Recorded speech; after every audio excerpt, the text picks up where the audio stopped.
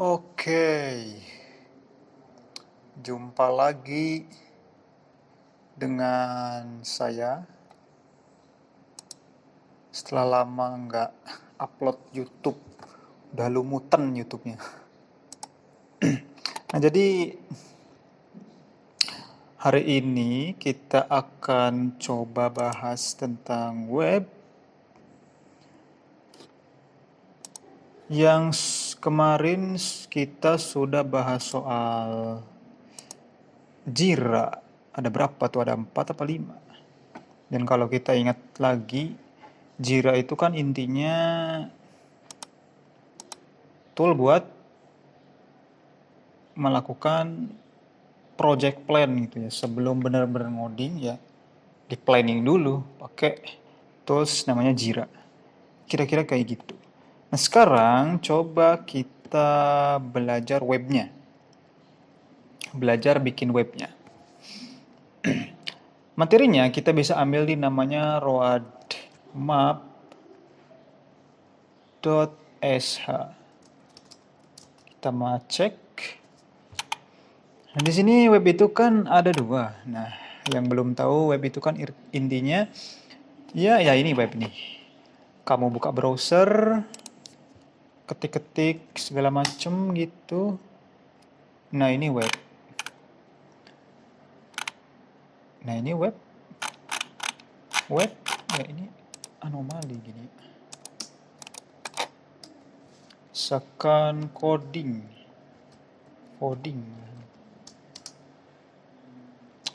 Nah, ini web nih, ada web, ada YouTube web, ada apa ini, ada Spotify web, ada Lazada web. Nah, jadi web itu ya kumpulan-kumpulan halaman yang isinya informasi gitu. Bisa e-commerce, bisa buat lagu, bisa buat nonton video dan segala macam. Itu singkatnya web. Nah, terus web itu dibagi jadi dua, ada front end, ada back end. Front end itu ngurusin tampilan kayak gini, back end itu ngurusin data yang dimasukkan. Misalkan login itu kan inputin Gmail sama password. Nah, yang ngeproses dua itu, email password, nanti maksudnya ke back end. Ada lagi yang full stack. Nah, full stack ini ya gabungan. Jadi kan kalau disebut aja profesinya itu nanti dibagi jadi 2, ada front end, ada back end. Nah, front end khusus ngurusin tampilan, back end khusus ngurusin proses data. Nah, yang handle dua-duanya itu namanya full stack. Nah, sekarang di sini kita mau belajar mana dulu nih? Aku mutusin back end dulu aja. Kenapa back end? Karena back end itu sedap. Gitu aja ya. Ya, karena back end itu asik ngolah datanya. Nah, kalau kita lihat back end itu kan ada dari internet mahamin ini banyak nih, terus ada pilih bahasa, ada version control, reposting, bla bla bla sampai ke bawah nih. Nah, mampus nih, banyak banget. Tapi nggak apa-apa, asik. Nah, di sini ada infonya nih. Katanya rekomendasi personal atau opini saya, itu opini yang pembuat. Ada juga alternatif pilihan alternatif. Ada juga order not strict, ya itu tidak penting amat. Nah, jadi kita ngikut yang mana ya? Ya kita tentuin nanti. Nah, sekarang coba kita langsung belajar backend mulai dari internet. Apa sih itu internet? Kan kita sering pakai internet tuh, YouTube-an, segala macam, bla bla bla. Internet ini kan bahasa-bahasa Inggris. Nah, kalau misalkan tidak bisa ya kopas aja gitu kan, translate. Skill isu bahasa Inggris. Coba. Mana? Nah, ini. Internet adalah jaringan global komputer yang saling terhubung dan berkomunikasi menggunakan protokol standar. Nah, ini nih. Jadi internet intinya kumpulan-kumpulan komputer. Atau sekarang kan HP gitu kan. HP connect, itu saling connect pakai jaringan. Nah, kalau ada dua komputer atau dua HP saling nyambung, bisa tukar data, nah itu namanya jaringan. Nah, terus misalkan ada dua HP, dua HP, ada dua HP lagi, dua HP lagi, dua HP lagi, terus kumpulan-kumpulan jaringan, nah itu namanya internet. Dan itu kumpulannya nyambung antara komputer di seluruh dunia, Indonesia, Malaysia, Amerika, segala macam. Itu intinya internet. Itu intinya internet. Terus di sini, oke, internet sudah clear. Masuk ke how does the internet work? Bagaimana internet bekerja? Nah, coba singkat-singkat aja, biar nggak pusing teori gitu kan. Paste lagi. Internet adalah jaringan global. Loh, kok sama? Nah, gini deh, tanya ChatGPT deh. Ribet amat ya. Tanya ChatGPT. Biar lebih enak. Nah, ini kalau mau tanya-tanya sekarang enak, ada ChatGPT kan. Nggak ribet. Nah, ini nggak, kalau nggak mau login itu klik aja tetap keluar. Sip. Bagaimana cara internet bekerja? Jelaskan dengan bahasa gaul misalnya. Bahasa typo dikit. Nah, itu jawabannya gaul. Jadi gini brosis, internet itu kayak jalan raya super cepat. Semua data, informasi, dan komunikasi itu lewat kabel dan gelombang udara. Oke, jadi perantaranya itu kan kalau nyambung itu kan ada dua. Ada kabel, ada juga apa, nirkabel. Tanpa kabel. Kabel misalkan LAN, switch ke LAN. Kalau tahu switch kan. Gak tahu, searching aja nih, switch. Alat buat nyambungin internet lah ya. Belajar jaringan dikit. Nah, ini nih. Kayak gini. Kalau mau belajar lebih lanjut ya cari aja infonya. Terus oke, lewat wifi juga bisa, belum nirkabel. Jadi ketika lo klik suatu hal ngasih sinyal ke server. Oke. Nah, jadi gini.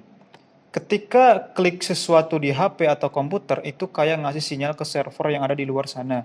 Dan dalam sekejap informasi yang lo gimana?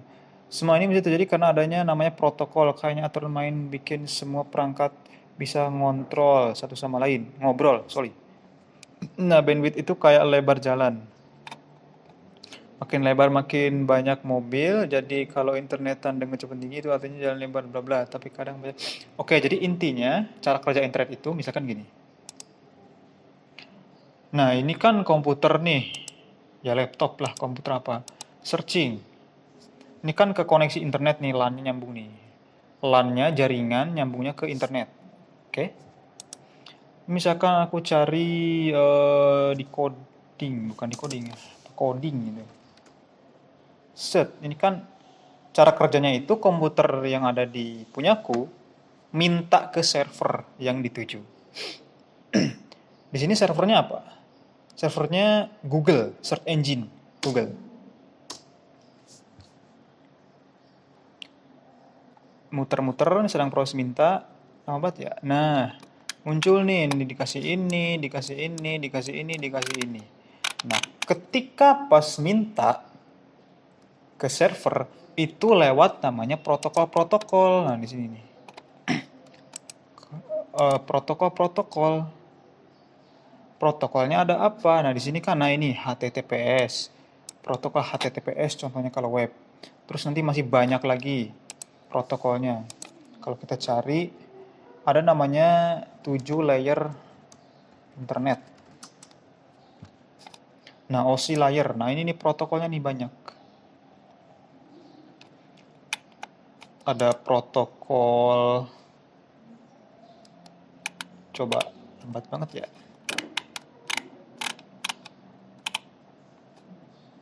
Ayo.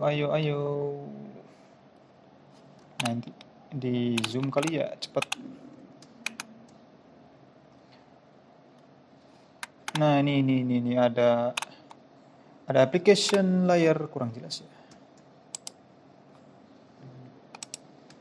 Oke, tunggu sebentar. Nah, di website Binus dijelasin. Oh, nggak ada gambarnya ya.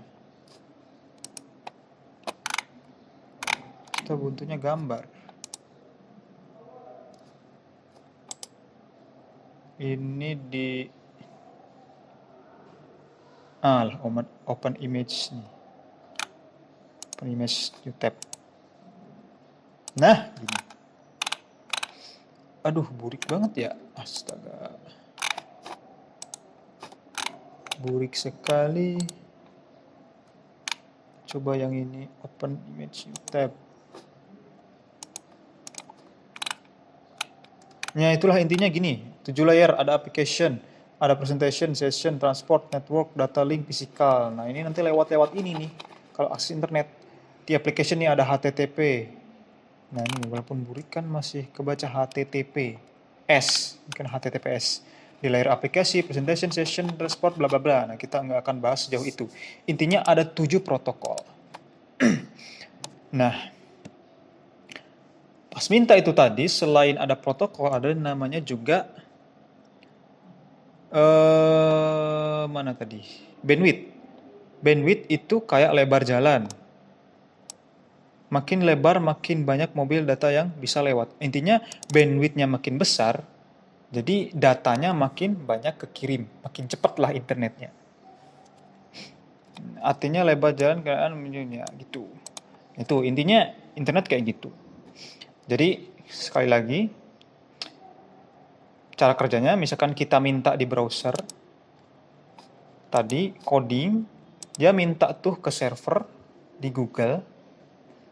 Pas lewat ke server Google, dia itu melewati protokol-protokol ada 7 tadi. Tapi ya nggak sampai 7 juga, macam-macam nanti. Itu lain lagi. Intinya yang biasanya itu adalah 7, yang umum, bukan biasanya. Application, presentation, session, transport, bla bla bla. Salah satunya ada HTTPS. Terus pas lewat, itu nanti ada istilah bandwidth. Bandwidth itu ya gampangnya kecepatan datanya lewat gitu lah ya. Makin besar bandwidth, makin bagus kecepatan sinyalnya. Nah, itu cara kerja internet. Clear. Nah, sekarang apa itu HTTP? Nah, tadi udah dijelasin. HTTP itu protokol. Coba minta ke ChatGPT. HTTP itu apa? Tadi kan protokol. HTTP itu singkatan dari Hypertext Transfer Protocol. Jadi itu adalah protokol yang dipakai untuk mentransfer data di web. Oke. Gampangnya HTTP itu kayak aturan yang bikin browser dan server bisa ngobrol. Nah, intinya HTTP itu bikin server bisa ngobrol. Ngobrol maksudnya itu tadi minta data, terus minta data ke server, terus server nerima. Nah, itu ngobrolnya. Nah, berarti kalau nggak ada HTTP, artinya nggak bisa ngobrol. Dah gitu. Ada 2 nih, ada HTTP, ada HTTPS. HTTP itu yang kurang aman, HTTPS itu yang aman. Jadi kalau misalkan mau ngedomain, pilihlah yang HTTPS. Itu poinnya. Sudah. Terus apa itu domain? Tanya lagi. Apa itu domain? Minum dulu ya. Domain itu alamat unik yang dipakai untuk mengidentifikasi suatu website di internet. Kuncinya identifikasi atau mengenali atau kenalan gitu, kenal. Contoh www.contoh.com ini itu adalah domain. Jadi domain itu kayak nama rumah di dunia maya. Memudahkan orang buat menemukan website tanpa harus ingat alamat IP yang rumit. Nah, jadi domain itu buat ngenalin alamat web daripada pakai alamat IP. Nah, sekarang apa itu alamat IP? Kita cek. Set. Alamat IP. Ini alamat IP nih. Nah, ini alamat IP nih. 172.870. Nah, ini alamat. Jadi kan kalau misalkan bikin website, itu nanti ada namanya hosting, nyimpen di internet. Nah, pas disimpan, itu kan nanti disimpan server. Server ketika diakses, itu nanti ngaksesnya lewat namanya alamat IP. Nah, alamat IP itu buat kenal antara komputer satu dengan komputer lain. Nah, tapi alamat IP itu kan nomor, jadi katanya susah diingat. Supaya lebih gampang diingat, gantilah pakai domain. Nah, gitu. Jadi misalkan www.contoh.com itu sama dengan itu sama aja 192, misalkan ya 168 12. Mau akses ini nanti isinya sama. Intinya gitu si domain. Lanjut lagi. Domain biasanya terdiri dari dua bagian. Ada nama dan ekstensi. Nama adalah bagian yang lo pilih, misalnya contoh. Dan ekstensi adalah bagian yang menunjukkan jenis domain kayak .com, .net, .org, lain-lain. Setiap domain harus terdaftar dan lo bisa beli domain lewat registrasi domain gitu. Udah simpel kan? Nah, jadi domain itu katanya dibagi menjadi dua bagian. Ada namanya, ada apa tadi? Jenis domain. Nama adalah bagian yang lo pilih. Iya, ada nama, ada jenisnya. Jenisnya itu ada .com, .net, .org. Terus namanya itu bebas. Bisa contoh.com, example.com, terus apalah.com, ngakak.com, itu bebas. Mau .com, .net, .org. Kalau mau belajar lebih lanjut tentang .net, .com, dan segala macam, ya itu bisa pelajari sendiri. Karena fokus kita bukan di situ ya. Itu domain. Terus ada namanya hosting. Apa itu hosting? Tanya lagi. Nah, jadi si ChatGPT juga jadi asisten belajar.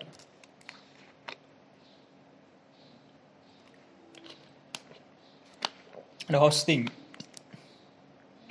Hosting itu adalah layanan yang menyediakan tempat untuk menyimpan semua file dan data website lo supaya bisa diakses di internet. Nah, tadi kan udah dibilang, sudah di kita review.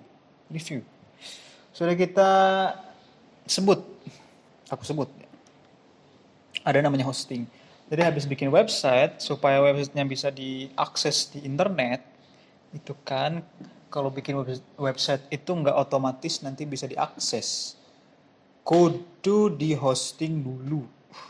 Hosting itu tempat nyimpen websitenya supaya websitenya bisa diakses di publik. Tempatnya itu salah satunya nanti server. Disimpan di server supaya diakses di publik lewat alamat domain.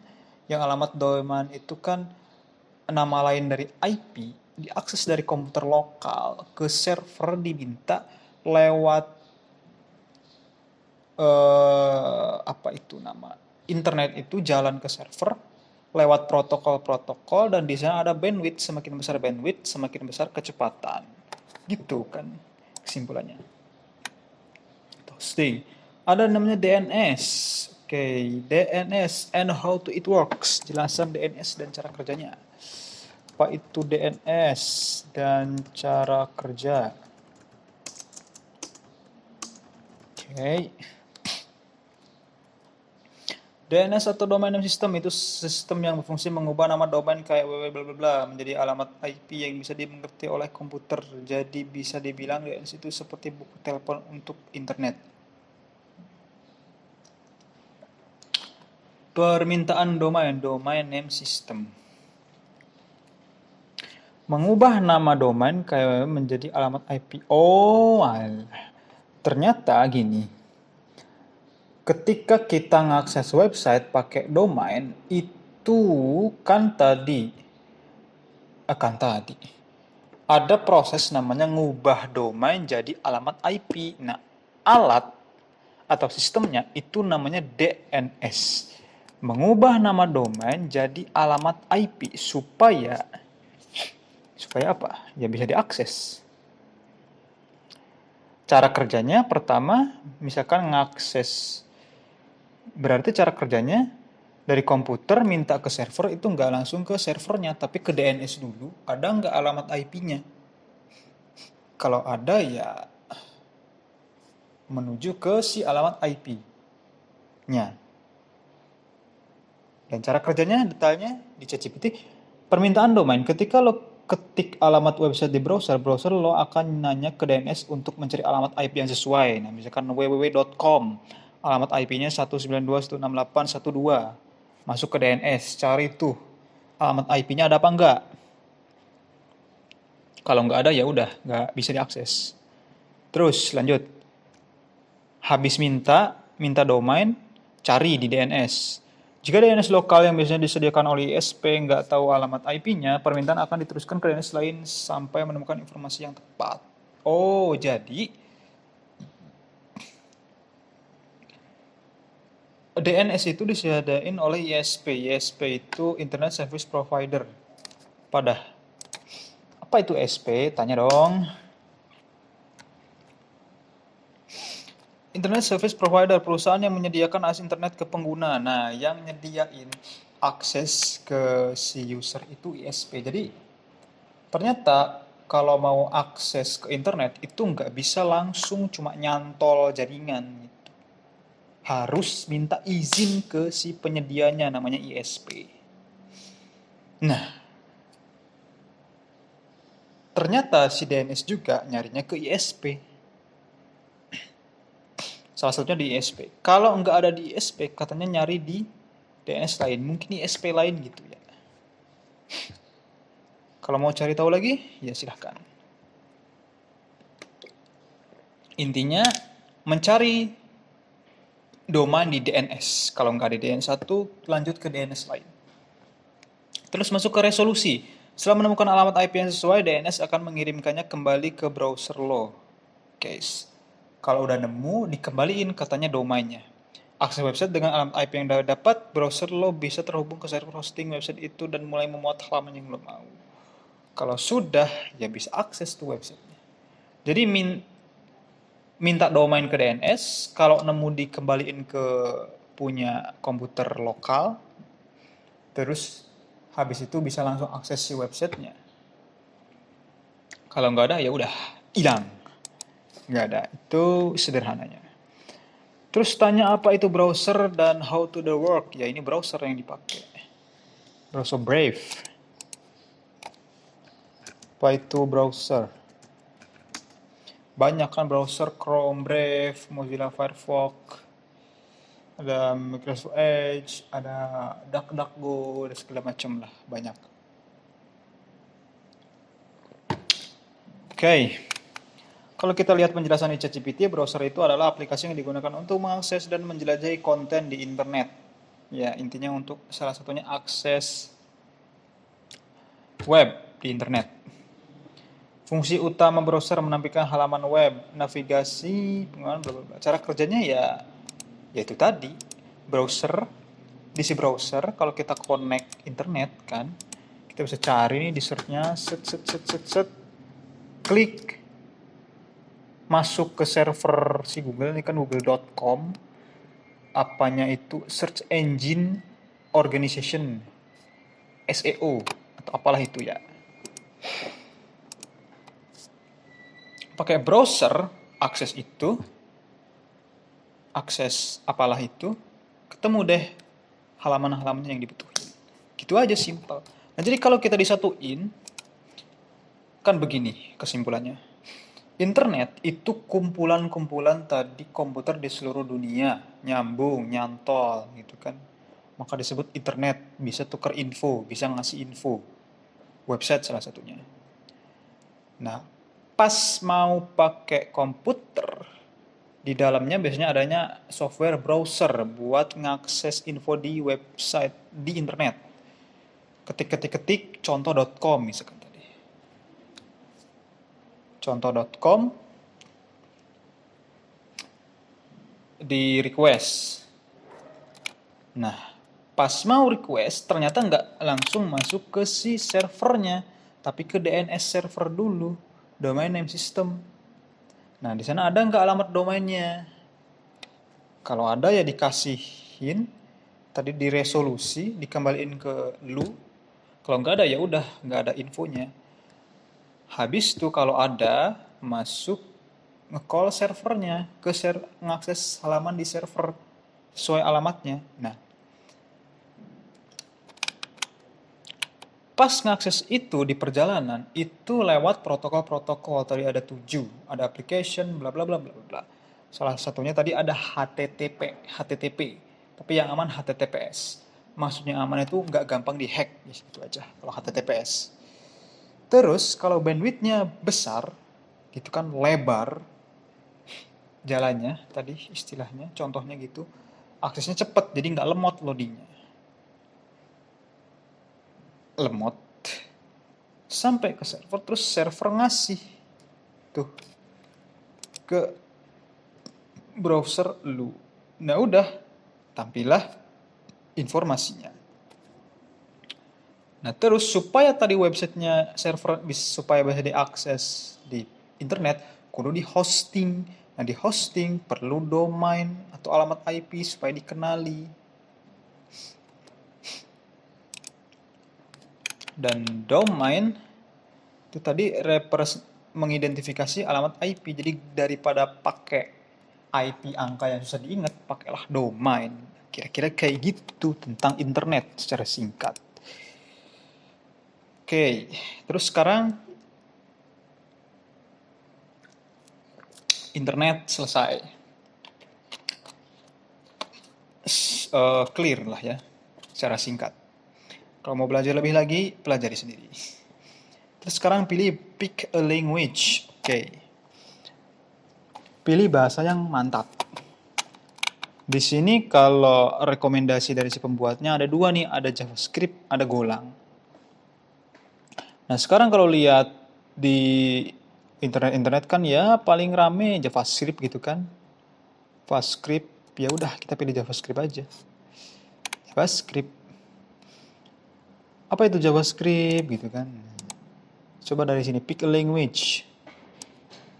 Kita translate, dari sini juga bisa translate karena apa? Inggris issue. Indonesia. Belajar bahasa bahkan jika kamu pemula, setidaknya kamu sudah tahu bahwa pengembangan web dibagi menjadi 2 utama, pengembangan front end dan pengembangan back end, dan jelas masing-masing memiliki alat dan teknologi berbeda. Misalnya ketika kita berbicara tentang pengembangan front end, selalu ada 3 nama yang muncul pertama kali, HTML, CSS, dan JavaScript. Begitu juga ketika membahas pengembangan back end, ketika memerlukan bahasa unggulan yang back end. Pengembangan back end atau bisa dibilang sisi server untuk membuat website berfungsi bla bla bla bla. Nah, intinya bahasa pemrograman untuk buat back end-nya. Sekarang bahasanya pakai JavaScript. Ini namanya bahasa pemrograman. Nah, jadi kalau ada yang belum tahu, bahasa itu di komputer buat website biasanya pakai bukan itu, sorry. Jadi bahasa itu ada, kalau di web itu di front end itu tadi kan ada 3 disebutin. Ada HTML, CSS, JavaScript. HTML itu Hypertext Markup Language atau bahasa markup buat bikin teks, web, terus form. Nah kayak gini nih. Teks ini dari HTML, ini juga dari HTML, terus ada input ini juga HTML. Itu tentang HTML. Terus ada CSS, Cascading Style Sheet, bahasa style untuk memberikan desain nih. Jadi misalkan pewarnaannya ini, warnanya hitam, ada juga biru, ada juga putih, segala macam. Terus bisa rapi layoutnya kayak gini, itu CSS. Ada juga JavaScript, itu bahasa pemrograman. Bahasa pemrograman. Buat supaya si halaman websitenya itu kalau mereka bilang interaktif. Apa coba itu interaktif? Apa itu interaktif? Kita tanya tuh ke si ChatGPT. Merujuk pada augmented reality, bukan. Terlalu tinggi bahasanya. Apa itu interaktif secara bahasa?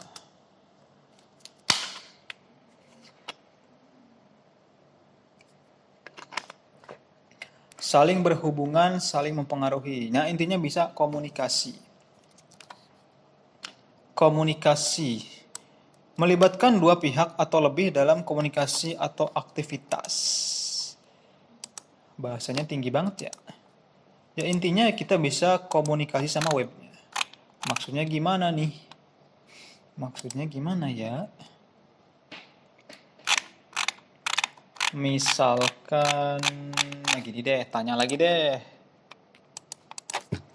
Apa maksudnya interaktif di halaman web? Interaktif di halaman web pada elemen yang memungkinkan pengguna untuk berinteraksi secara aktif dan konten tersebut. Contoh, formulir pengguna dapat mengisi formulir untuk mendaftar, memberikan umpan balik, bla bla bla, tombol dan link. Oh, link katanya termasuk interaktif. Kalau nggak ada linknya berarti nggak interaktif. Chatbot, ada juga formulir. Nah, itulah intinya. JavaScript untuk interaktivitas. Salah satunya contoh di formulir, ada di link, segala macam. Itu sekarang, ya itu kan di bagian front end. Sekarang di back end, interaktivitasnya di mana di back end? Back end nggak butuh interaktivitas, butuhnya olah data.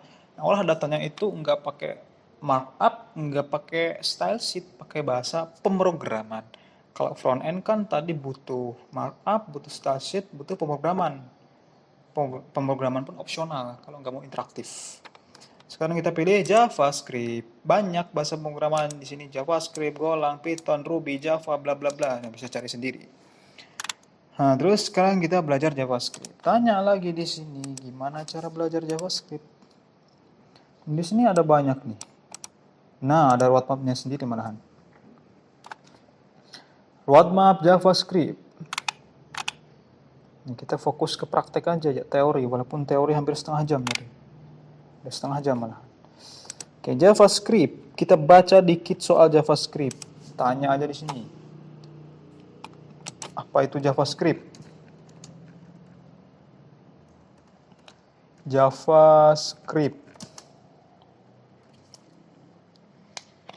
JavaScript adalah bahasa yang digunakan untuk halaman web menjadi interaktif dan dinamis. Oke, ya JavaScript bahasa untuk backend gitu aja lah. Udah tahu malah nyari lagi.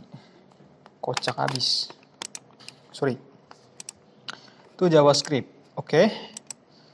Terus JavaScript yaitu tadi kita udah tahu bahasa buat backend gitu aja pahamnya. Historinya gimana? Oke, kita coba kenalin dong historinya dulu. Kalau nggak kenal nggak asik gitu ya. Kenalan dikit lah. Jadikan Indonesia. JavaScript awalnya dibuat oleh Brandon Eich dari Netscape. Nah ini nih, beliau yang membuatnya. Maka berterima kasihlah pada beliau sudah buat JavaScript. Seorang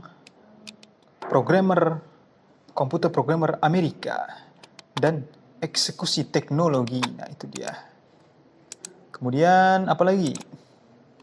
Beliau dari Netscape yang pertama kali diumumkan dalam siaran pers oleh Netscape pada tahun bla bla bla.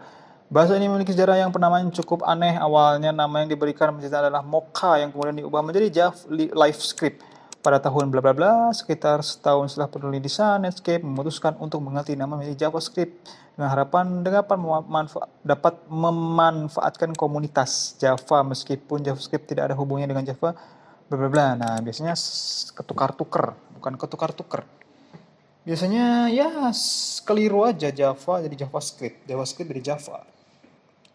Atau ya gitulah intinya. Intinya JavaScript nggak beda sama Java. Beda sama Java. Itu JavaScript dibuat oleh beliau Brandon Eich dari Netscape, tahun sekian ganti nama, tahun sekian ganti nama. Intinya bisa buat backend. Versi JavaScript.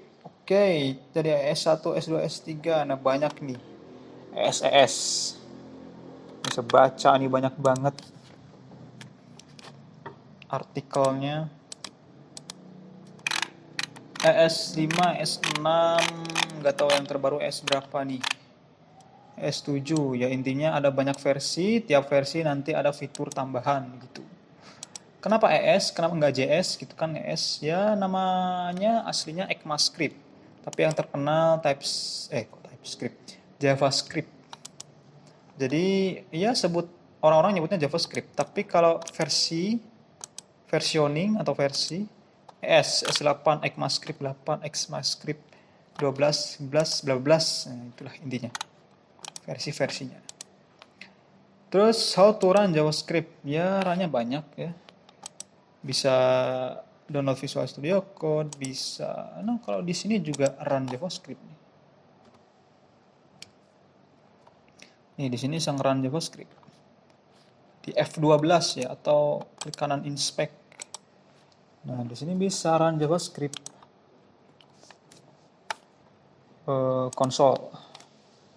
Console log, nah salah satu keywordnya. Misalkan apa? Hello world.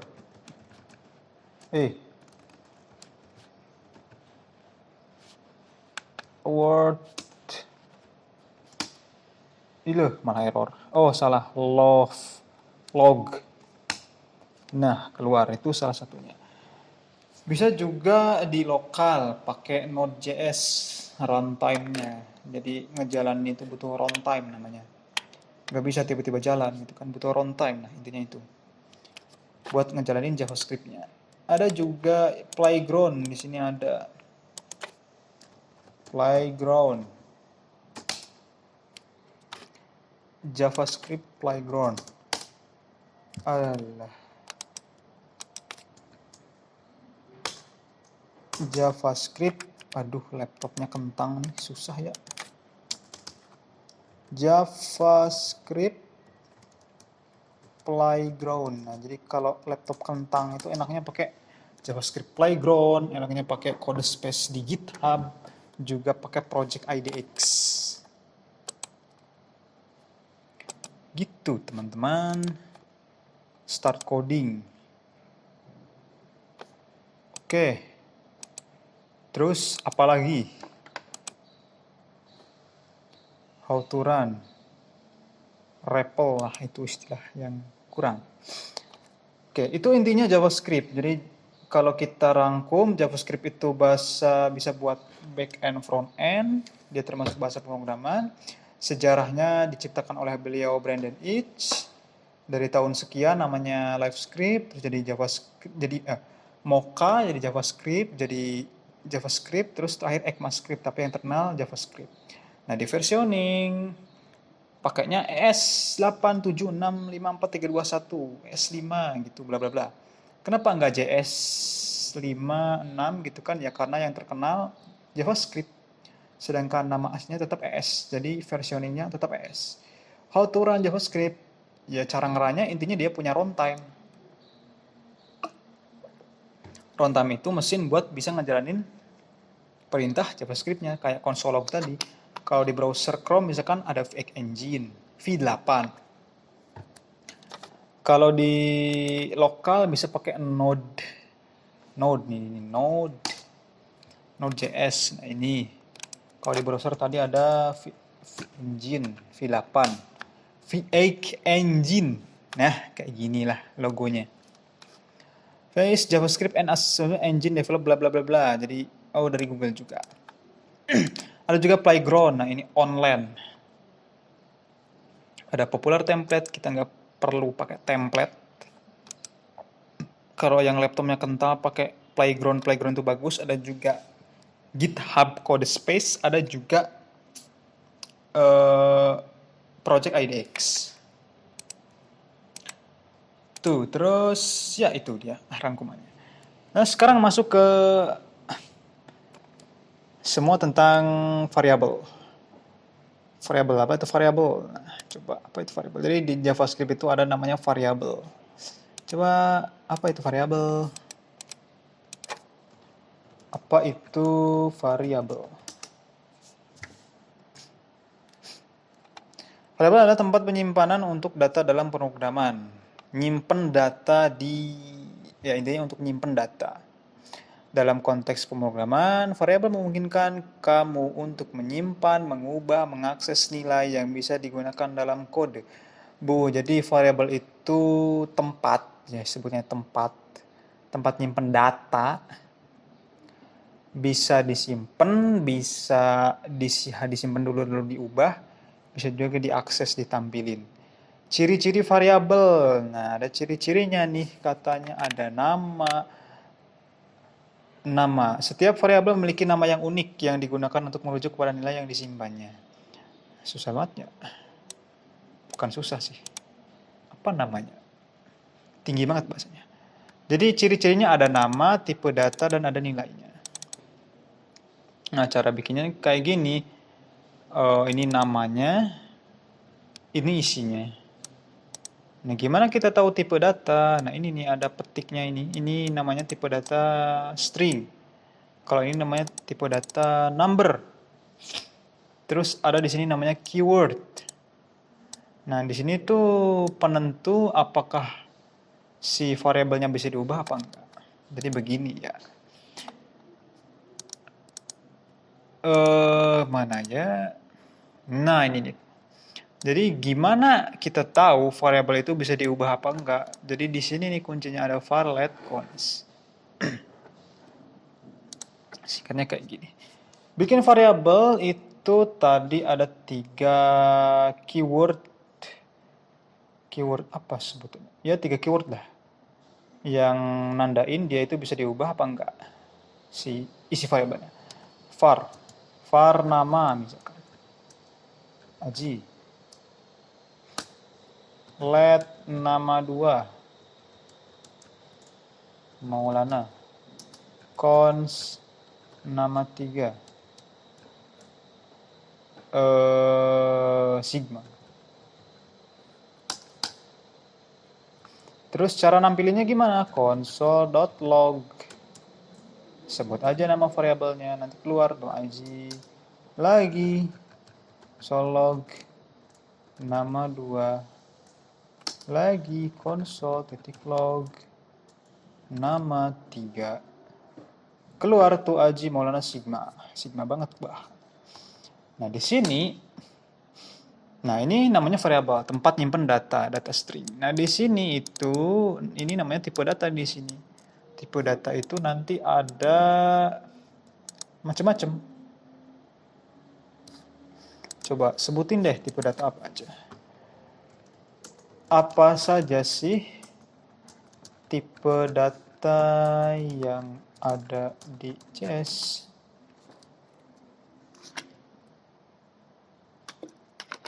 Katanya ada number,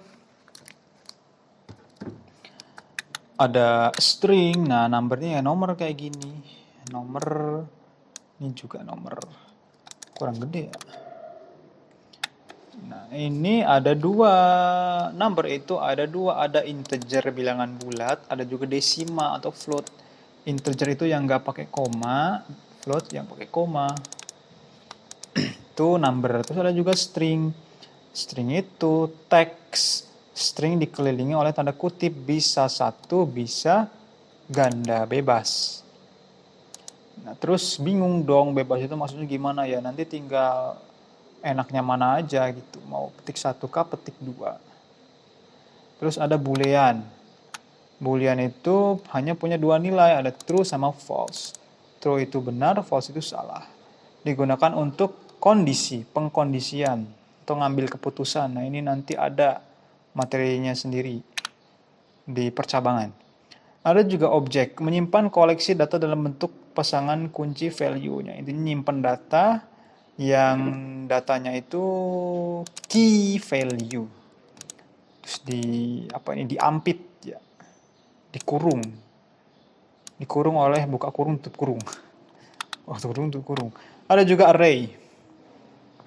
Tipe khusus dari objek yang menyimpan sekumpulan data dalam urutan elemen dalam array diakses menggunakan indeks. Intinya sekumpulan data. Nyimpan banyak data. Ini kan tadi cuma satu data. Sekarang ada banyak data. Di sini juga ada lebih dari satu data. Ada ini, ada ini. Nah, ini objek, bedanya objek sama array. Di sini ada key value-nya, di sini enggak. Itu aja dulu. Terus ada juga identifier, tipe data yang menunjukkan bahwa sebuah variabel telah dideklarasikan tetapi belum memiliki nilai. Sudah dibuat tapi belum diisi nilainya. Jadi cuma namanya doang. Bisa dibuat Tapi hasilnya nanti undefined kalau nggak diisi. Ada juga null, tipe data yang digunakan menunjukkan bahwa suatu variabel tidak memiliki nilai atau kosong. Tidak memiliki nilai atau kosong.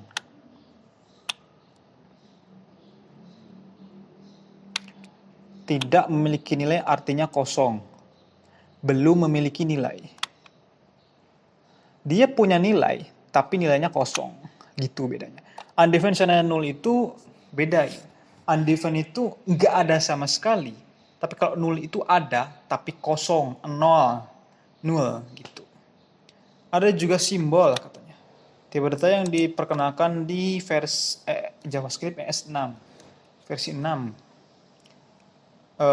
Versi 6 ya, S6 lah intinya. Digunakan untuk membuat nilai unik yang tidak dapat diubah. Biasanya digunakan untuk kunci untuk properti objek. Nah, ini. Nilai yang nggak bisa diubah. Salah satunya pakai simbol. Belakangnya sama ya, let. Ada juga begin, tipe data yang digunakan untuk menyimpan angka yang sangat besar. Nah, ini jutaan gitu. Nah, itu tadi tipe data, number, string, bla bla bla. Di sini kita fokusnya di string gitu. Oke, itu tadi tipe data. Nah, sekarang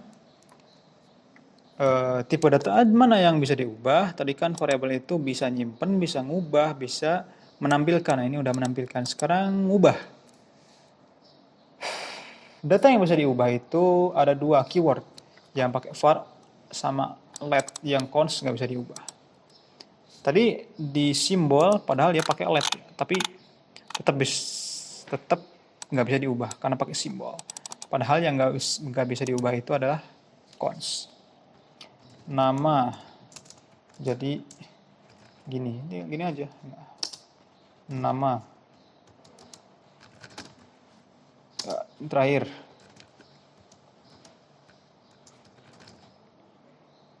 Dia bakal error. Nah, ini karena dia konstanta. Nah, konstanta itu nggak bisa diubah. Gitu. Diubah ke tipe data lain bisa banget. Di number tadi integer. Bentar, ini kalau error itu ya emang gini. Satu error semua tuh. 34. Terus tadi float. Ada juga jadi objek bisa. Nah, bentuknya jadi kayak gini ya. Terus ini ya gitu. Nah, ini makhluk apa nih, ada prototype segala nih. Abaikan dulu. Juga bisa juga array. Ada array bisa campuran. Bisa string, bisa number, integer, float, atau juga bisa array lagi. Namanya array 2 dimensi.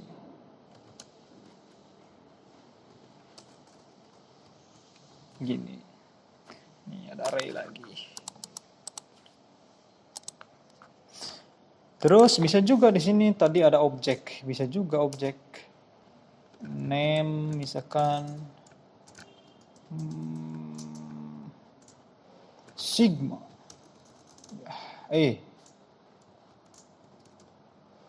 ASD ini ada objek. Bahkan di dalam objek bisa ada objek lagi. Dalam array objek dan objek terus. Misalkan ini objek obj, objek lagi. Oke. Nah, gitu. Bisa banget. Dan seterusnya. Tadi juga ada apa, simbol segala macam. Mana tuh? Ada begin, ada simbol ID. Ini gimana nih? Ada undefined. Kalau gini ya begini ya, gitulah ya. Easy. Nah, nih dipanggil tapi enggak diidentifikasi, jadinya null. Let x, let nama. Oh, kok jadinya null ya? Jadinya null malahan ya, bukan undefined. Jadi kalau nggak diciptain dia null, kalau diciptain gini juga dia tetap null, kalau mau undefined mah diisi otomatis undefined. Oke lah gitu. Jadinya gimana? Simbol ID. Nih, di sini bisa nih lihat isinya apa. Isi yang bisa kita masukin. Deskripsi, ada bisa string, bisa number. Jadi parameter yang ada di simbol itu bisa description. Bisa description. Description bisa string, bisa number. Mengembalikan sebuah nilai simbol unik. Simbol ID. Kalau kita coba ubah. Gimana cara ngubahnya ya? Coba, misalkan kita tanya cara ngubahnya gimana.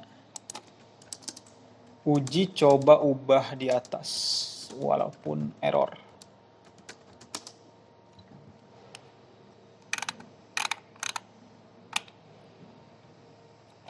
Kopas aja ya, tapi jangan kopas-kopas ya. Nanti malas. Simbol ID. Pengguna, oh alah, jadi gini. Jadi makainya itu buat key. Ya emang buat key ya. Tadi, bentar. Tipe data yang diperkenalkan di S6 digunakan untuk membuat nilai unik yang tidak dapat diubahnya digunakan sebagai kunci. Nah, iya sebagai kunci. La ilah, enggak maca lengkap. Ini, oh iya, di si objek, tipe data objek kita juga bisa nyimpen, ngubah, menghapus juga bisa. Menghapus, terus juga apa nambah ngedit bisa banget. Nah ini si ID ini cara nambahnya. Panggil ininya pengguna, terus masukin key-nya. Di sini tuh cara akses key-nya kayak gini.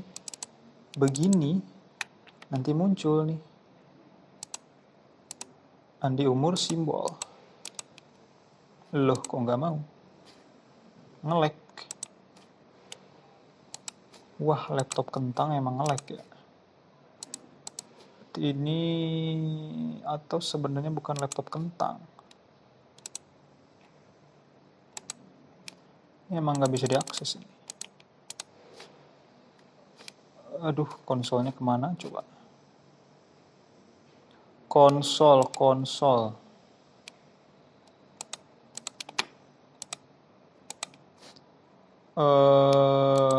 Format malah mainan ini. Di mana konsolnya? Ya, kita refresh aja.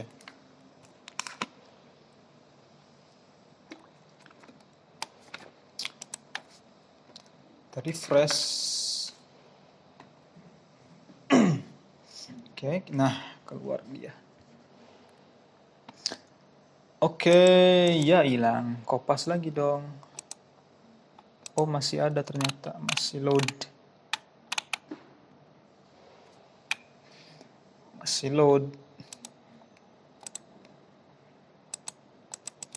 Emang nggak bisa ya? Emang nggak tampil gitu kah? Coba console log. Log doang bisa. Terus, oh nggak bisa. Log. Nggak bisa. Jadi harus console log. Begini. Name. Oke. Ini juga bisa. No, yang ini kok nggak mau dia, aneh. Itulah intinya. Intinya simbol buat bikin key. Nah, misalkan kita mau nambah pengguna alamat. Gini aja. Oke. Muncul tuh alamat oke. Terus kita mau ngehapus pengguna titik delete. Ngehapus nambah sudah. Ngedit sekarang. Ngedit name. Jadi set. Kok nggak berubah? Oh sorry, salah. Harus sama ya. Nah, terus sekarang ngehapus. Ngehapusnya itu delete project pengguna titik 6. Nah, gitu cara menghapusnya. Jadi kita sudah nambah, ngedit, ngapus, terus pakai key-nya simbol. Key-nya nomor bisa nggak? Nah, kita key-nya tipe data lain. Bisa banget dong harusnya.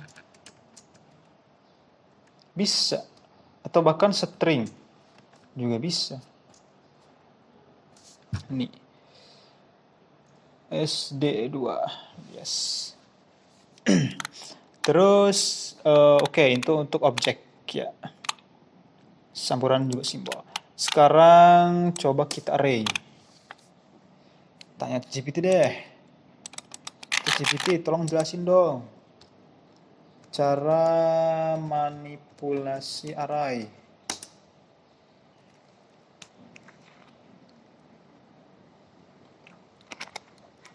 Ditambah elemen pakai panggil array-nya buah.push mangga. Ngapus elemen pop, menghapus elemen terakhir. Ya gitulah, langsung aja coba. Let buah sama dengan, ya campuran gitu aja deh, biar terlatih campuran data 23 ya itu pakai titik ya, komanya itu pakai titik. Terus ada juga objek kosong, array kosong lagi. Console log campuran. Jeng jeng jeng, salah, log bukan love. Sorry. Keluar nih data-datanya nih.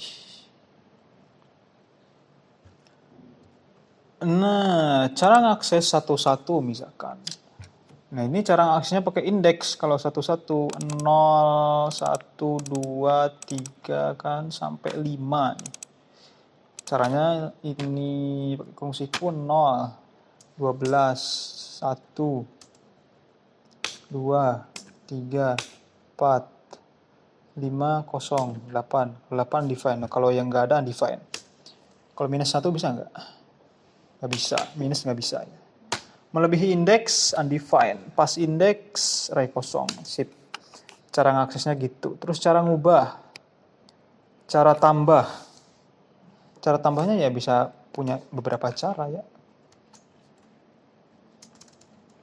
Bisa pakai manual akses indeksnya, tapi itu ribet, jadi pakainya keyword push, nambah data di akhir. Solog campuran. Mana tadi? Last nah ini nih. Right, oke. Terus menambahkan elemen di awal, unshift. Di awal. Unshift. Ini last juga atau ganti. Oke. Terus hapus elemen pop, hapus elemen terakhir. Campuran titik pop.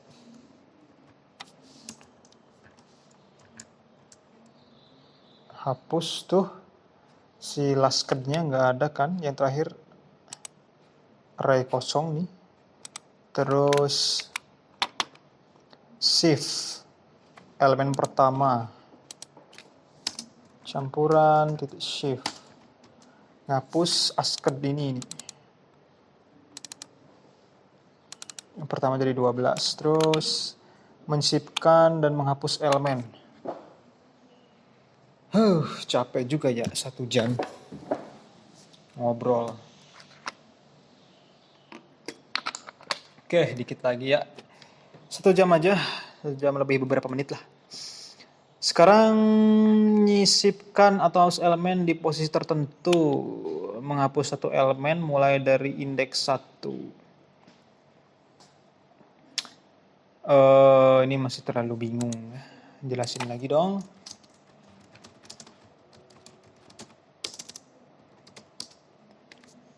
Jelasin lagi.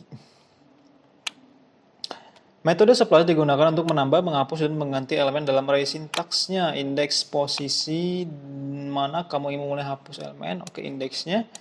Jumlah hapus, jumlah elemen yang ingin dihapus dari indeks tersebut. Jika nilainya 0, tidak ada elemen yang akan dihapus. Tidak ada elemen yang dihapus. Elemen baru, elemen yang ingin ditambahkan ke array. Kamu bisa menambahkan lebih dari satu elemen. Oke, caranya menghapus satu elemen. Di sini kita mulai dari indeks 1, yaitu ke elemen kedua, dalam hal ini kiwi. Jumlah hapus adalah 1, artinya kita menghapus 1. Oke. Oke, splice. Buang dulu aja nih. Campuran dot splice.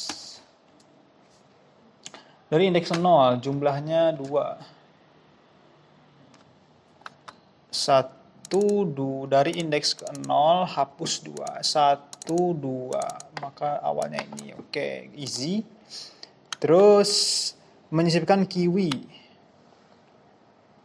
Oh, berarti ini gampang gini. Sorry. Sekarang kita ingin menambahkan kiwi ke dalam array. Kita mulai dari indeks 1. Dan jumlahnya adalah 0. Yang berarti kita tidak menghapus elemen apapun. Oke. Campuran dot splice. Dari elemen keberapa aku pengen elemen yang terakhir, jadi ini kan dihapus, jadi 0-nya dari sini lagi. 0, 1, 0, 1, 2, 3. Berarti dari elemen 3 dihapusnya 0. Terus namanya misalkan nah, loh kok jadi yang di sini? 0, 1, 2, 3. Kok aneh ya? Indeks 1, 0, 1. Oh. 0, 1, 2, 3. Di indeks yang keberapa? Indeks ketiga. Oh ya. Jadi tambahkan ke indeks 3 data ini tanpa menghapus apapun. Nah, itu cara bacanya. Terus ya udah itu. Terus lagi ada mengurutkan array. Mengubah elemen, ini bisa mencari elemen. Cari elemen. Cari indeksnya. Campuran index of. Misalkan 12. Perlu di konsol log biar keluar.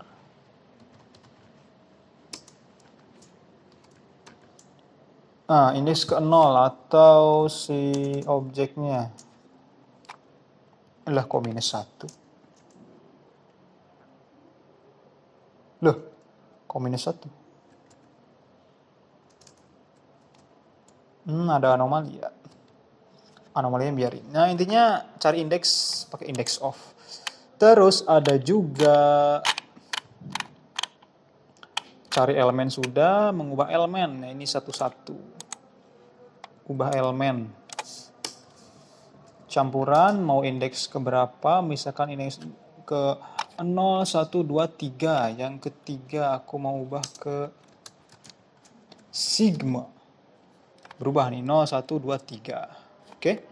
Terus mengurutkan array pakai short. Kopas aja dah. Ribet ya. Langsung urut. Tambahan lagi. 1000. Nah, tuh. 1100. Nah, ini anomali nih. Kenapa 100-nya ada di sana? Coba kita tanya, kenapa anomali? Kenapa hasilnya anomali di bagian 100? Tanya.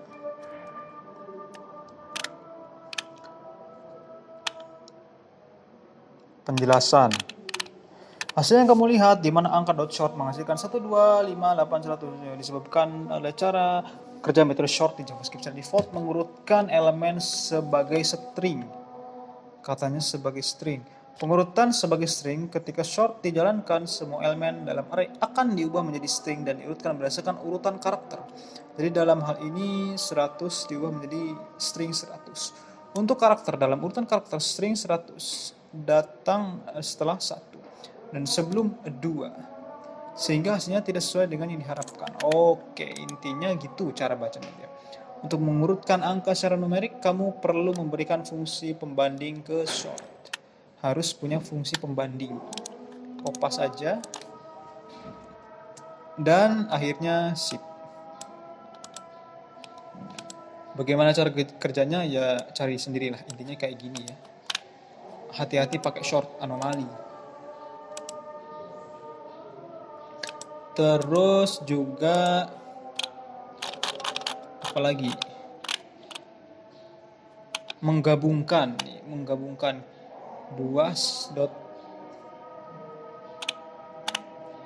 gabungkan array. Oke, misalkan punya array let nama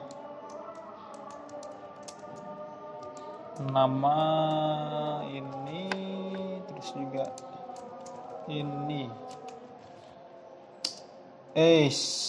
jadi gitu ya. Ada lagi misalkan alamat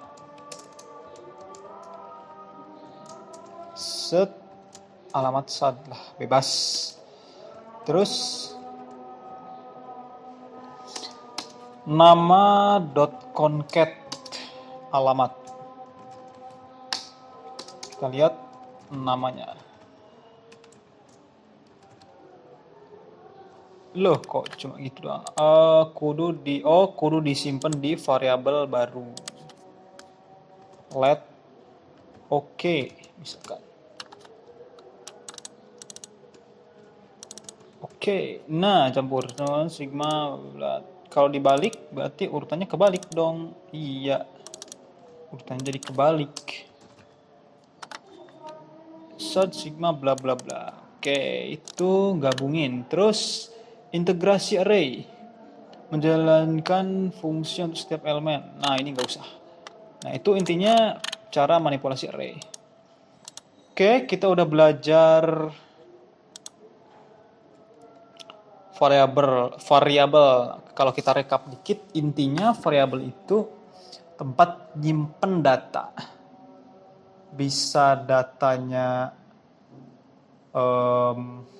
tadi tuh tipe datanya numerik, ada integer, ada float, bisa string, bisa objek, bisa array, bisa simbol. Terus apakah datanya bisa diubah apa enggak? Tergantung var let const. Kalau var let bisa diubah, const tidak bisa diubah. Terus kalau di array kita bisa di array atau objek kita bisa manipulasi nambah, hapus, edit.